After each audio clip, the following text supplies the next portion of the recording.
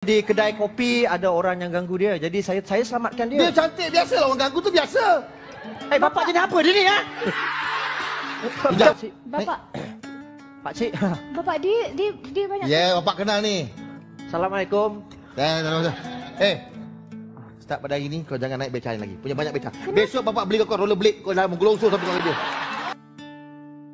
Tapi Pak Cik, Encik, tadi masa di kedai kopi ada orang yang ganggu dia. Jadi saya selamatkan dia. Dia cantik, biasalah orang ganggu tu biasa.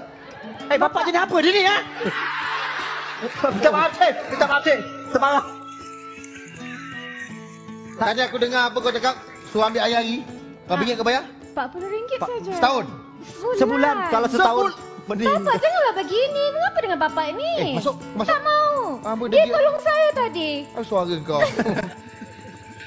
Pak Cik. Baik.